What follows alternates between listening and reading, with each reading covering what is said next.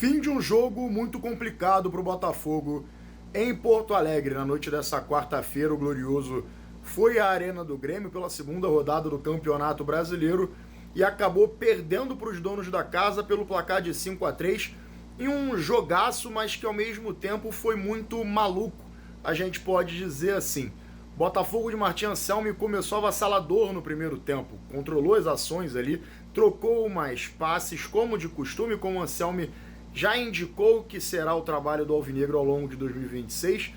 Saiu na frente com o Arthur Cabral, depois levou o empate, tomou novamente o controle do jogo com um belíssimo gol de Danilo, após uma trama com Álvaro Montoro na faixa central do campo, mas na volta do segundo tempo tudo foi por água abaixo. O roteiro de Botafogo e Grêmio, Grêmio e Botafogo na arena, na casa do tricolor gaúcho, foi um roteiro inimaginável para o que apresentou o Botafogo nos primeiros 45 minutos de partida no Rio Grande do Sul. E falando um pouco sobre a atuação do Alvinegro fora de casa, né, como a gente destacou no início do vídeo, tudo indicava, tudo dava a entender que o Botafogo faria mais uma grande exibição, teria mais uma grande atuação, né, para a sua torcida nessa temporada de 2026, no início do ano, sob o comando do argentino Martim Anselmi.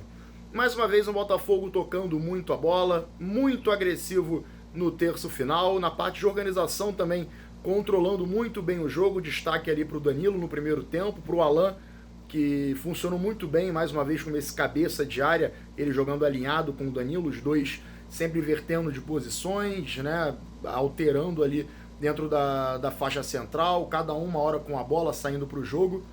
Mas o Botafogo acabou sucumbindo na segunda etapa ao poder e o faro de gol do centroavante Carlos Vinícius. O atacante do Grêmio, na verdade, foi o terror do Botafogo nesta quarta-feira, ao lado de Amuzu, o camisa 9, que Luiz Castro tirou do banco de reservas após o intervalo para fazer da vida da zaga do Botafogo um pandemônio. Amuzu, pelo lado esquerdo do gramado, a gente pode dizer que destruiu quaisquer ideias e sistema tático do Martim Anselmi para a partida na arena. O Botafogo mais uma vez foi a campo com aquela linha de 3, formada por Matheus Ponte pela direita, Nilton centralizado e Alexander Barbosa pelo lado esquerdo. Desse trio, apenas a atuação do Nilton vale destaque. Mais uma vez, o jogador também improvisado, ele que é um volante, assim como o Matheus Ponte também vem jogando improvisado, é lateral direito, passou liso, a gente pode dizer assim, no confronto. E o Amuzu, pelo lado esquerdo, transformou a vida do Botafogo no inferno. Ele foi responsável pelo gol do empate do Grêmio com o Carlos Vinícius aos 4 minutos da segunda etapa. Depois o Grêmio virou de pênalti também com o Carlos Vinícius. E no lance seguinte ali, a gente pode dizer que em 10 minutos o Grêmio fez 3 gols e colocou a vantagem do Botafogo, enfim, mandou embora a vantagem do Botafogo, colocou 2 gols de frente. O Amuzu também fez a jogada do gol do TT, o 4º gol do Grêmio. E o Botafogo não se encontrou mais, acabou baixando o ritmo, baixou a pegada no meio campo, o Grêmio começou a arrancar em contra-ataque, saiu muito bem em escape com o William, que entrou bem no final da primeira etapa, no lugar do Monsalve, que saiu machucado. Foi um Grêmio que explorou bem o jogo de transição depois para ter a bola, estocar o Botafogo e assim até fez o 5º gol, com o Edenilson, que acabara de entrar, aproveitou um rebote do goleiro Neto, após a finalização do André, jogador que também entrou no jogo no final, né? E assim o Botafogo não conseguiu reverter o cenário. Aos 40 minutos o Danilo ainda fez mais um gol, né? Ele que fez o segundo gol do Botafogo, marcou num voleio após o cruzamento do Alexander Barbosa, a bola desviou no peito do Wagner Leonardo e morreu dentro do fundo do barbante do Everton. E o 5-3 que coroou um baita segundo tempo do Grêmio e um segundo tempo péssimo para o Botafogo.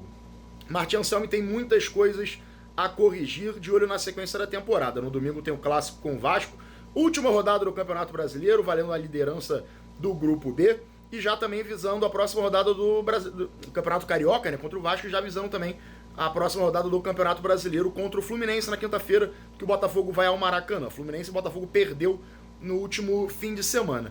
E dentre essa maré ruim do Botafogo no segundo tempo, vale destacar a falta de opções do técnico Martim Anselmi.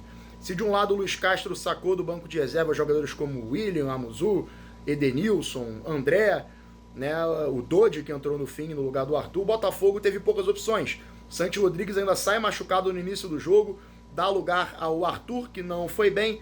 Depois, o Martim Anselmo, numa tentativa de ter mais a bola e ser mais ofensivo, ser mais agudo, após tomar ali os 3 gols do Grêmio no segundo tempo, lançou ao gramado o Matheus Martins e o Jordan Barreira, que também não foram bem. Barreira ainda desperdiçou uma chance que iria diminuir o placar para um 3-4 e aí botar fogo, né? Trocadilhos da parte, mas colocar fogo no jogo novamente, quem sabe para melhorar a situação do Botafogo na partida. Mas o camisa 14 também não conseguiu performar bem.